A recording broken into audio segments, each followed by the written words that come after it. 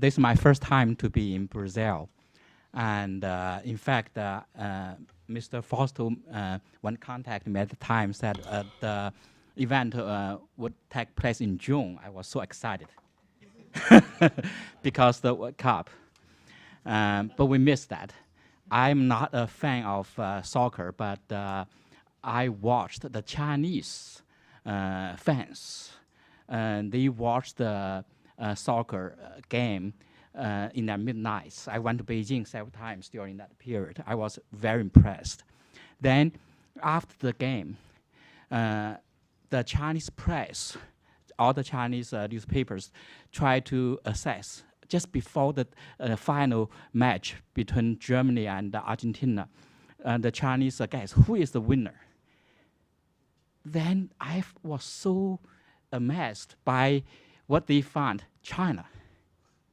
Why think China is the winner? Because they found out all those stadiums, the transportation, even the jersey of NATO teams were made in China. They sold so much to the game. They said China was the winner. And from that perspective, I have to admit they are right, because they really discovered Latin America is a very, very important area for China business. And also, strategically, in China's relationship with the United States, because they see this as one of many, many grounds, test, trial of the strengths between these two big powers. One is the rising power, the other is incumbent power. Historically, the rising power has always come to challenge the incumbent power. These kind of challenges have, in history, often ended with armed conflict, war, to complete what scholars talk about power transition. Today, we are in this kind of historical moment. China as a rising power, US is the incumbent superpower for the last more than half, almost 1 century. And will China and the US end with that kind of conflict? That's a question in the leaders' mind of both countries. In fact, from Chinese perspective, they proposed last year to the US government, they want to build a new model of, they call major country relationship. In fact, just a big power relationship. 大国, Chinese language, 大国, 大 means big. Country means power, in fact, in that context. And the essence of that new model is China's rise is peaceful. China would not challenge the US to the way to lead to a war to complete the power transition. So that's the essence. In fact, I think Obama has adopted that concept. The US would not want to have a conflict either. We want to integrate China peacefully into the established international system. In spite of those rhetorics from the leaders of two countries, what I see is really these two countries are moving, as Doug mentioned, toward the direction of confrontation in the last few years. In fact, China has behaved like a typical muscle-flashing rising power to pursue its expanded national interests in the Asia-Pacific, in South China Sea, East China Sea, in Latin America, in Africa, you name it, everywhere in the world. Not only those areas US have not paid enough attention, or US made a mistake. Even in those areas, US has a very important interest. China has also tried to find its own niche, own place. So especially in Asia Pacific. So US has somehow come to a reactive type of power to the Chinese, what the US called provoctions, coercive actions, try to change the status quo. That's what the US has criticized China. And the US gradually has come up, for example, signed 10 years defense agreement with the Philippines, which is so small, bullied by China. the U.S. President Obama became the first sitting president talking about U.S.-Japan security treaty covers the disputed Senkaku in Japanese word, 钓鱼 in Chinese word, islands. So in that case, can we build a new model of big power relationship? That's the question. I think I will just give you my own brief answer. I would like to talk about the causes of these kind of tensions and my view of mitigation of these tensions. First, let's talk a little bit about the causes here. In my mind, for many years, I studied U.S.-China relationship. For many years, U.S. has been in the social sciences language independent variable. U.S. make moves, U.S. make initiatives, China make responses for many years. But since the last few years, this kind of relationship has changed. China has taken initiatives. China has taken a lot of actions. U.S. makes responses. Why? Because of the power balance between these two countries have shifted. Chinese leaders are very die-hard realists. Don't listen to the talk about those harmonious world, those kind of moral languages. But they, in heart, what they believe in is power. International politics. What is international politics? The struggle for power. That's all the scholars talk about. In Chinese, you talk to Chinese scholars, even Chinese, those young kids, they all tell you, power. Power, as Doc mentioned, why they humiliated in the 19th century, early 20th century? Because they did not have the power, did not have a gunboat, did not have those kind of uniformed people in a good training. So that's what they come for, power. What is power? Power is, by definition, you can make others to do what they otherwise would not do. China did not want to do all those things because they have power. Now China has power, they will do the same thing to others they didn't want to do. That's the mind in their set for many years. Talking to Chinese scholars, talking about the relationship, they always talk from what they call 力量对比, the balance of force. Where's the Chinese power's position in the world? For many years, China was much weaker in relationship with the U.S. So the Chinese had taken what they call 韬光养晦, the Chinese word term, meaning that let's hide our capacities.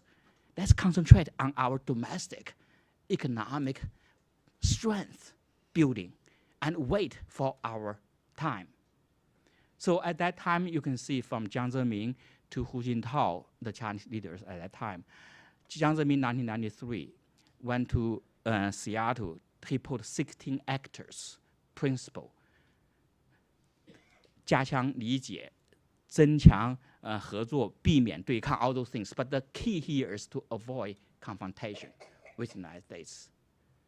And Hu Jintao, in his early years, he also tried to maintain the status quo to avoid a crisis and focus on domestic issues.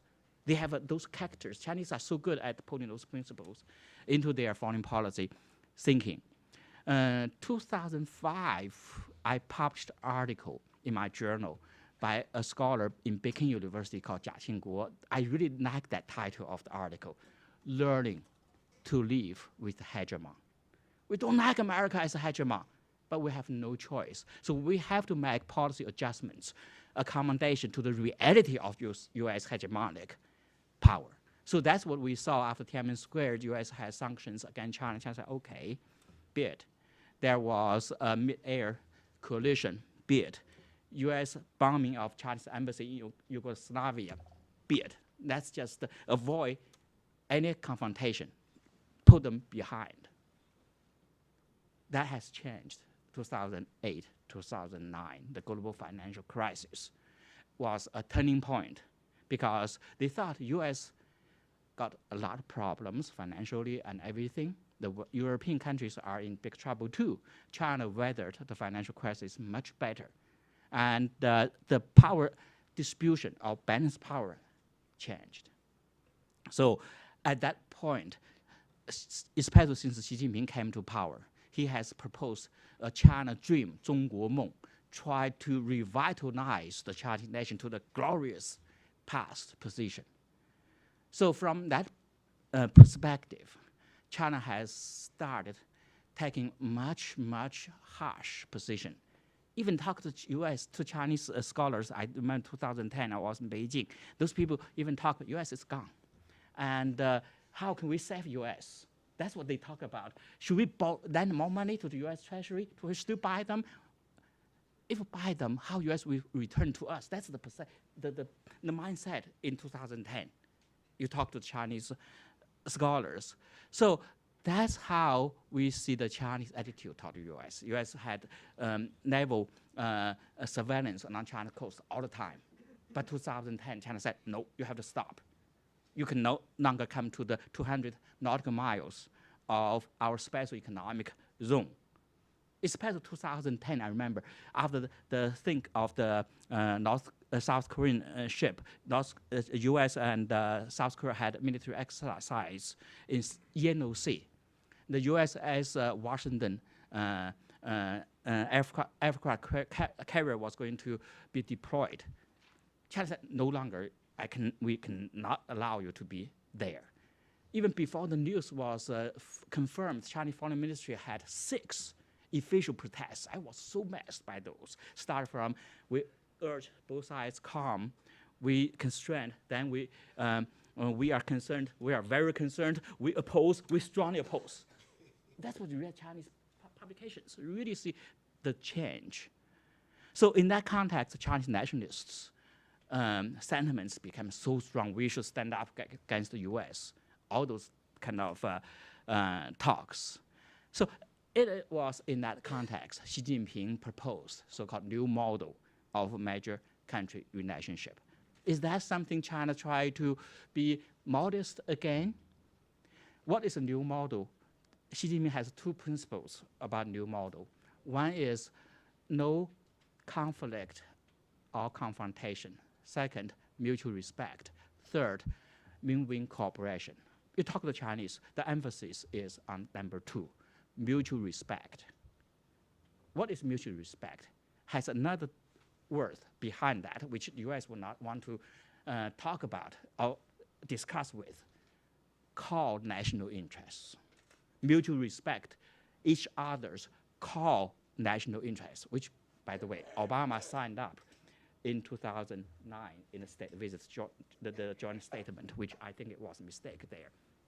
But anyway, China emphasized called national interests. What is called national interest? I read Chinese publications. There are 2 key points.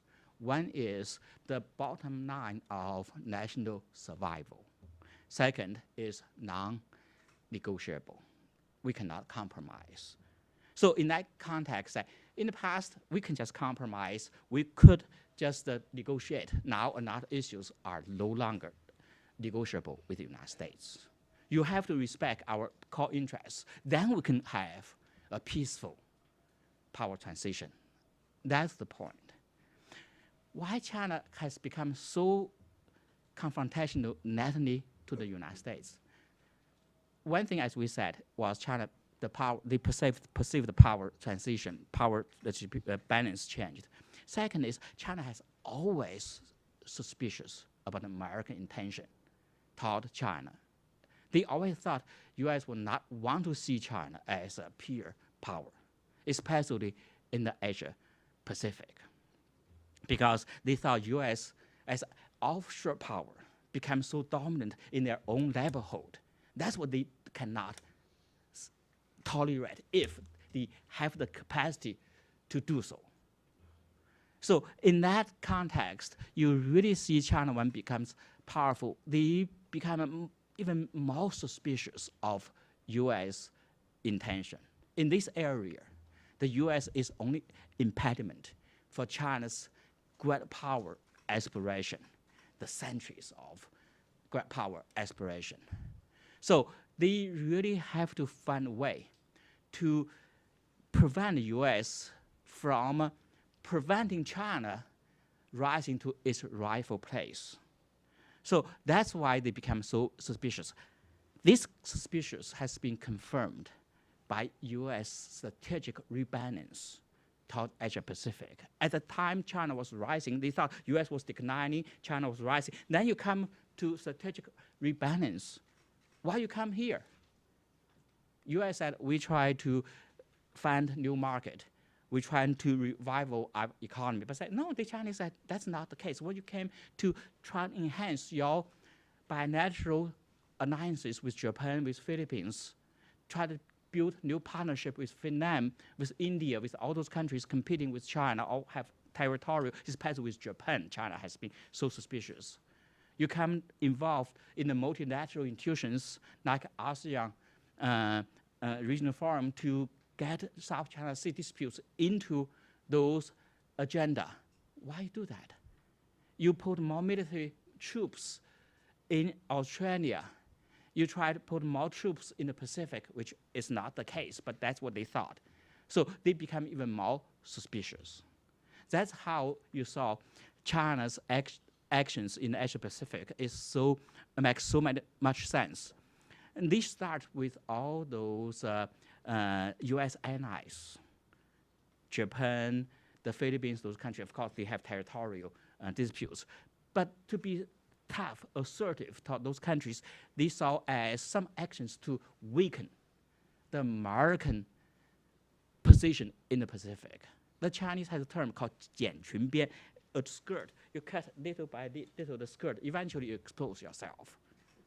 That's what the theory they talk about. The U.S. allies, those arms, necks, you cut all those things, U.S. would not be powerful in this country. Another term in the Chinese publication I found really interesting is what they called de-Americanization, 去美国化, de-Americanization. That's Chinese scholars, when I had meetings with them, they always use that term. I said, why you are using that term? That's what they so fond of, to kick America out of Asia Pacific, to have a China's Monroe Doctrine in Asia Pacific. This is our backyard. You come to our backyard, you should get out our backyard. In a very unknown conference in June in Beijing, in Shanghai, CICA, the Conference of Interaction and Conference Building, which are Central Asia, small countries conference, Xi Jinping had a very interesting speech. I mean, for Chinese, important speech. He has Chinese Monroe Doctrine at the conference that Asia is for Asians. Very, very clear. I was so shocked. I went to Beijing asking people, who wrote that speech for him? That's a very bad speech. They said, foreign ministry people support that. So that's what the Chinese Asian doctrine. You came to China, you are in our backyard. I go to your backyard. Where's your backyard? Not in America. So they win their soccer game in Brazil. That's how they think. They really thought they are kind of tit for tat in the US, in relationship with the US. Very few people dare to talk. There are some rational people I talk about. I talk to these people. None of them dare to talk in the public. Shangri-La dialogue. Military, those people, I talk to quite a few military people. Nobody dare to go there, because if you say anything wrong at those occasions, you come back, you'll be in big trouble. Even though you think you are rational, but you cannot talk those rational views, because the sentiments are there at that point. So China has become so suspicious of US intention when they have the capacity to assert itself. China has done exactly as any other rising power did. When I was in China, they come to the issue here. Is that US really has that intention? From my reading, also from Doc's presentation, you can see US is not quite in a position to contain China. In fact, that's what I try to present or convince my friends in Beijing, in other places.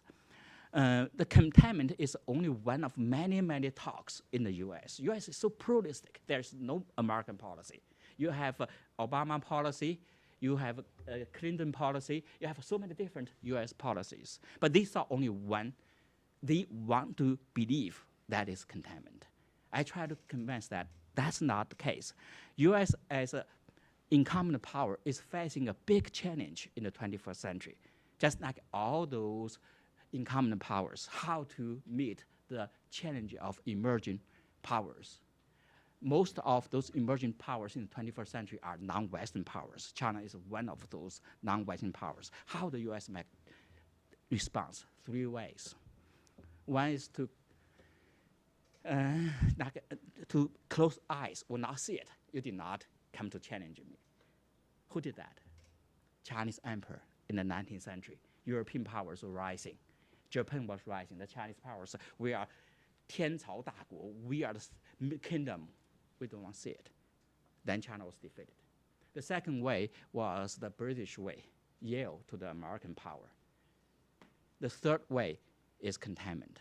Among the 3 ways I tried to Chinese said, U.S. would not close eyes as those emperors in Beijing in the 19th century. Americans will open your eyes when you're sleeping, try to find the enemy. U.S. will not yield to China either. Then the only thing left is containment. A lot of people in the U.S. are talking about containment, but the U.S. is not in a position to contain China for many, many reasons. One is, as Doc mentioned, that the interdependence between China and U.S. The containment, by definition, is to have minimum contacts. At that time, the Soviet Union. Can the U.S. has the minimum contact with China or cut all the contact with China? The trade is over almost $600 billion this year. Chinese students everywhere in my campus, every corner I turned, I heard Chinese language. A lot of people come to the U.S. does not have to speak English. In our business school, 3 departments, accounting, marketing, and finance, 80% are Chinese students. All the professors have to learn Chinese in America. I said, is that way you can contain China? Second, to contain China, you have built a strategic coalition in the Asia Pacific. Can you do that? All those countries, even Japan, they try to avoid the choice between U.S. and China. They want to have a U.S. security protection, also Chinese market, Chinese economic opportunities. So none of them would join that coalition. Third, U.S. has a lot of troubles. I've been in the U.S. 30 years, I found. U.S. got more and more political problems today, although I will not say U.S. is in declining, but a lot of problems. U.S. has become more and more inward looking. So U.S. is not in the mood, in that case, to come to contain China. So for the Chinese, I think you should not worry about this. Then how, in that context, these 2 countries could avoid or mitigate this kind of confrontation? In my view, is try to build a balance of power structure between these 2 countries. The key to the balance of power is none of them is seeking a dominant position. U.S. has been in dominant for many years.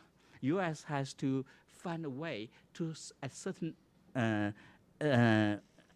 extent, to accommodate China's position because it's neighborhood.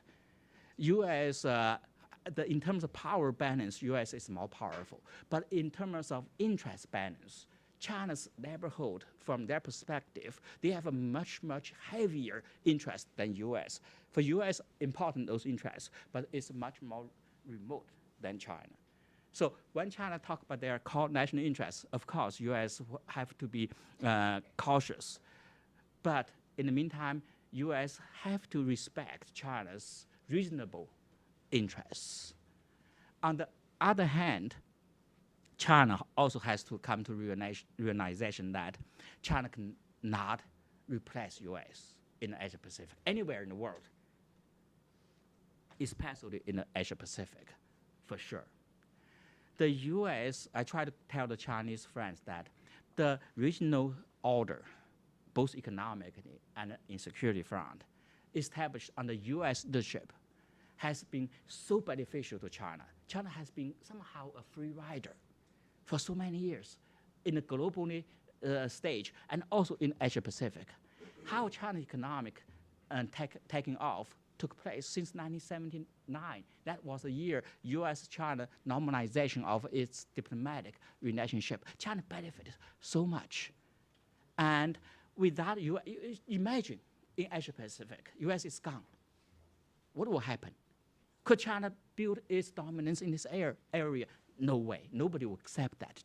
Japan, ASEAN, Vietnam, all those countries, Russia, India in that area. It's regional multipolarity. It's very difficult for China. If U.S. is leaving, Japan will come to nuclear. South Korea will come to nuclear. Then Taiwan will come to nuclear. Is that in the Chinese interests? Definitely not in China's interests. China has so many problems domestically. So China has to focus on its domestic problem at this time. So eventually, I think China would not be content. China would eventually find out it's in its own interest to work with the United States. So let me stop here. We can have time to have a discussion.